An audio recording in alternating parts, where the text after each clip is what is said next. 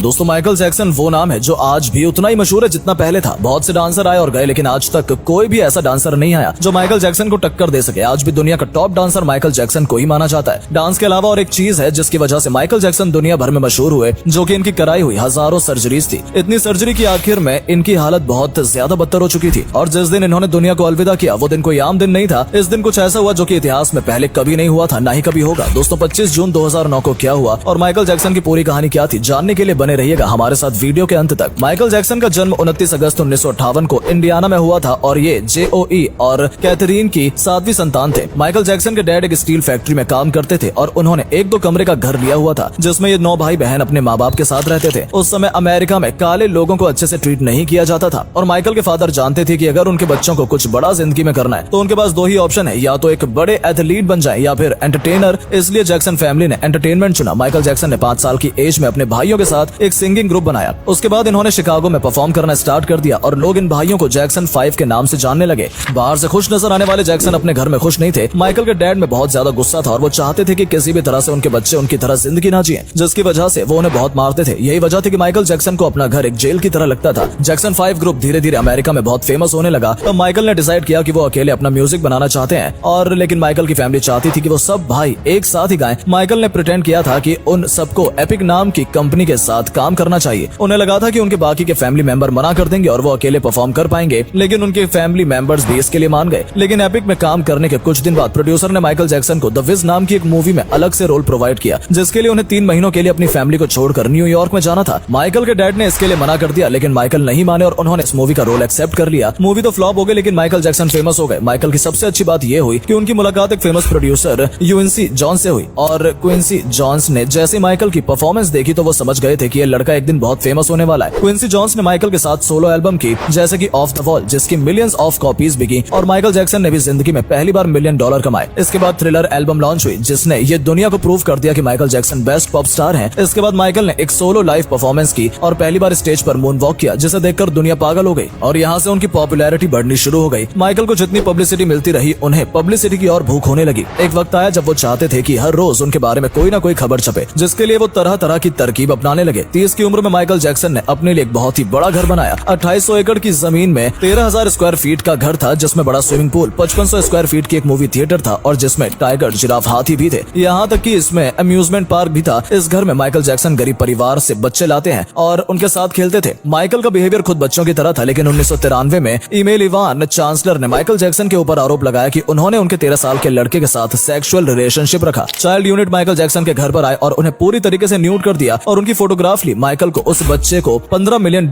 देने पड़े और उनके माँ बाप को $1.5 मिलियन देने पड़े। माइकल को बच्चों से बहुत प्यार था, इसलिए उन्होंने एक छोटे लड़के गैविन एरवीजो की हेल्प करनी चाहिए जो कि कैंसर पेशेंट था, लेकिन फिर माइकल के ऊपर 14 चार्जेस लगाए गए चाइल्ड मोलेस्टेशन को लेकर। इन कोर्ट केस के दौरान माइकल बहुत डिप्रेशन में आ गए और उसकी वजह से उनकी हेल्थ काफी डिस्टर्ब हुई। इवेंचुअली कोर्ट में ये प्रूफ हुआ कि उन्होंने कुछ भी नहीं किया है, मगर इस सबसे 10 साल बीत चुके थे और उनका काम रुक गया था। माइकल जैक्सन की लाइफ में 2 बड़े इंसिडेंट हुए। पहले एक्सीडेंट हुआ था 1984 में जब माइकल जैक्सन को पेप्सिको के लिए एड्स मिला और उस शूट के दौरान माइकल जैक्सन को एक एक्सीडेंट हुआ जिसकी वजह से उनके सर में बालों में आग लग गई। उस वक्त जब उन्हें अस्पताल ले जाया गया तो फर्स्ट टाइम उन्होंने प्लास्टिक सर्जरी कराई और पेन किलर के बारे में पता चला। दूसरा एक्सीडेंट माइकल जैक्सन के साथ हुआ 1999 में जब वो मुनिच में एक लाइव शो कर रहे थे। तब वो गाते हुए एक ब्रिज पर चढ़े जो कि क्रेन की मदद से धीरे धीरे नीचे लाना था, लेकिन आधे रास्ते में वो ब्रिज स्टेज पर लैंड करने के बजाय स्टेज के लेवल पर जोर से गिरा। माइकल जैक्सन शॉक हो गए, लेकिन उन्होंने शो नहीं रोका। वो गाते रहे और केबल की मदद से स्टेज पर आकर उन्होंने परफॉर्म कंप्लीट किया, मगर ड्रेसिंग रूम में जाने के बाद वो बेहोश हो गए। दोबारा उन्हें अस्पताल ले जाया गया जहां पता चला कि उनकी स्पाइन में कुछ इंजरी हुई है और उन्हें दोबारा से एक पेन किलर इंजेक्शन दिया गया जिससे उनकी आदत पड़ गई। प्रोपोफूल की उन्हें आदत हो गई थी कि उन्होंने उसे मिल्क में मिलाकर कंज्यूम करना शुरू कर दिया था। माइकल जैक्सन ने 2009 में तेजी के साथ काम किया। वो लंदन में काफी सारे लाइव शोज करने वाले थे और उस टूर का नाम था this is it. Michael Jackson ने अनाउंस कर दिया था कि इसके बाद वो और शोज जिंदगी में कभी नहीं करेंगे। जैसे जैसे ही अनाउंसमेंट हुई कुछ घंटे में ही सारी टूर की सारी टिकट्स बिक गई। लेकिन प्रॉब्लम ये थी कि 10 साल से माइकल जैक्सन ने कोई फुल स्केल लाइव शो नहीं किया था और 3 महीने के अंदर अंदर उन्हें पूरी परफॉर्मेंस तैयार करनी थी। डांसिंग, सिंगिंग, कोरियोग्राफी, प्रोडक्शन के साथ भी बहुत कुछ करना था। इस दौरान अच्छी नींद के लिए उन्हें पेन किलर्स प्रपोज लेने पड़े। प्रॉपर फॉल उनकी बॉडी में इंजेक्ट करने के लिए उनका एक डॉक्टर उनके साथ हमेशा रहता था। उनके लिए डॉक्टर मुरे नाम का डॉक्टर असाइन किया गया। तब होता यह था कि पूरे दिन शो की प्रैक्टिस करने के बाद माइकल जैक्सन अपने घर में जाते जहां डॉक्टर मुरे उन्हें प्रोपोफॉल इंजेक्शन देते थे ताकि वो अच्छी नींद दे सके। लेकिन प्रॉब्लम यह थी कि माइकल के घर में प्रॉपर पर मेडिकल इक्विपमेंट नहीं थे, जिसकी वजह से कुछ दिन के बाद बहुत बुरा हाल होने वाला था। अब 25 जून 2009 को जब माइकल जैक्सन प्रैक्टिस करके अपने घर में आए तो डॉक्टर मुरे ने माइकल को प्रोपोफॉल की छोटी सी डोज दी और उसके बाद प्रोपोफॉल को ड्रिप में डाल दिया। प्रोपोफॉल के साथ होता यह था कि इसकी बहुत ही कम डोज पेशेंट को दी जाती थी ताकि उसे नींद आ जाए, और जब एक बार वो सो जाए तो उसके बाद ड्रिप में दोबारा प्रोपोफॉल मिलाकर उसे दिया जाता है ताकि वो कंटिन्यूस सोया रहे। और प्रोपोफॉल का एक बड़ा डिसएडवांटेज ये था कि अगर प्रोपोफॉल थोड़ा से भी ज्यादा हो गया तो पेशेंट का माइंड भी नींद में जा सकता है। इसका मतलब ये था कि माइंड जो अनकॉन्शियसनेस बॉडी में फंक्शन को कंट्रोल करता है, जैसे कि सांस लेना एटसेट्रा, वो भी बंद हो सकता है। और उस दिन कुछ ऐसा ही हुआ। माइकल की बॉडी प्रोपोफॉल लेने के बाद इतनी गहरी नींद में चली गई कि उनके माइंड ने उनके ब्रीदिंग रोक दी। अगर इस वक्त वहां पर मेडिकल इक्विपमेंट होते तो उन्हें नॉर्मल ऑक्सीजन दिया जा सकता था, लेकिन डॉक्टर मुरे ने जब ये देखा तो उन्हें लगा कि माइकल को हार्ट अटैक आया है और वो उनके हार्ट को हाथ से पंप करने लगे, यानी कि सीपीआर स्टार्ट कर दिया। और बहुत देर के बाद 911 इमरजेंसी कॉल किया, लेकिन तब तक बहुत देर हो चुकी थी और the greatest artist Michael Jackson की डेथ हो चुकी थी। बहुत से लोगों ने इसका जिम्मेदार डॉक्टर मुरे को बताया और इसके बाद उन पर केस भी चलाया गया, जिसके कारण उन्हें 2 साल की जेल में रहना पड़ा। आज माइकल जैक्सन का घर नेवरलैंड का सुनसान जमीन का टुकड़ा बन चुका है। 5 साल तक उन्हें बेचने की कोशिश की, लेकिन उस जमीन का कोई बायर नहीं मिला। उनका खूबसूरत लेक अब एक गंदा नाला बनने की कगार पर है। जू के सारे जानवरों को ले जाया जा चुका है और अब वहाँ पर कोई भी नहीं रहता। तो दोस्तों, ये थी मशहूर डांसर माइकल जैक्सन की कहानी। आप भी अगर माइकल जैक्सन के फैन हैं तो वीडियो को लाइक और शेयर जरूर करें। धन्यवाद।